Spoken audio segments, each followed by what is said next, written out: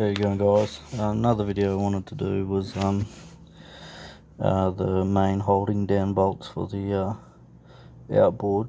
It has a bit of a silicon gasket behind it, but it's starting to eat itself away. So what I wanted to do was put either a nylon washer or a better silicon behind this and just redo it. Check out the inside the transom there to see if it's got any corrosion, but it's about 2 years old now, so worth doing. I did them last year, just wanted to do them again. So yeah, the nuts on the outside on this one, and this is the reverse way. I've done these real well. I've Sika flexed them, and there's no sign of them moving, but I think it might even be just due to tightening when the mechanic checks them, that's sort of eating itself away. So my mechanic did say nylon washers will probably degrade and split and crack and that, but yeah, I want to give it a go anyway. If it does do it, I'll just get rid of them and go back with the Sika flex. So yeah, what we'll do is we'll trim the motor down onto a block, keep the weight off them, and then undo these and see what they look like. Alrighty, so I got that hardware out. These were both 19 mils. That bolt's still straight, thread's still good, nut's good, and the washer's good.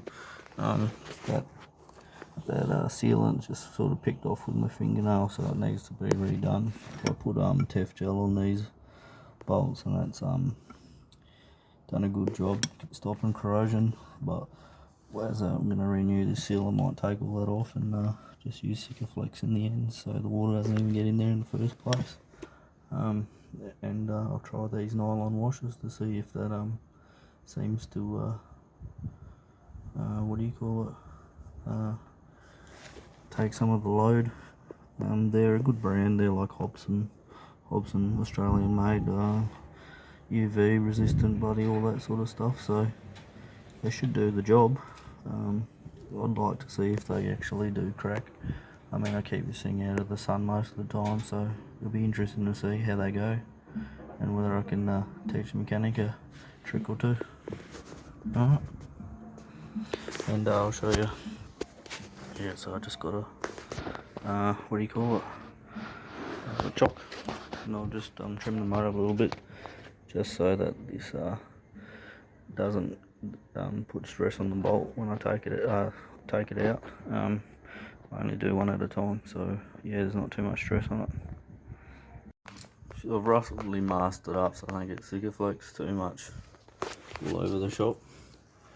There we are there, and clean these bolts up. Terps works good on Tef gel, or wax and grease remover. Got some nylon washers there. They're small ones, the M12 mudguard washer, and the bigger one is the big one. They're both M12s, but one's a bigger mudguard washer, 37mm, and this one's smaller, 24. So I've cleaned or prepped all those surfaces, so I'll apply Sika to everything and bolt it up, and then I'll have to torque them up. But yeah, we'll try one side and see how it goes.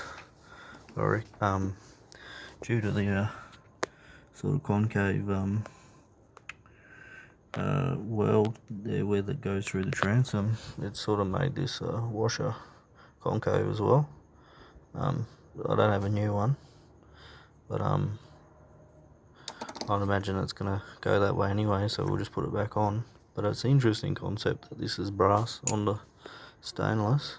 Doesn't seem to have a problem, and yeah, I mean, you should really replace your nylocks, but yeah, we always check these anyway for tightness, so they're still going to be wearing it out anyway, so happy to reuse this gear anyway for now. Alright guys, I've done that up to 75 Newton meters. Went pretty smooth, other than this washer didn't squeeze out at all. So that one's good. But the one on this side just squeezed out because the washer was spinning because this grips into it. So I did without. So I've just got silicone behind that, or Sika Flex 291 behind that washer, and I think that will do. So yeah, so I only need to buy the one bigger mudguard washer to sit behind there, but we'll see how it holds up over time. But yeah, I like that a lot better anyway.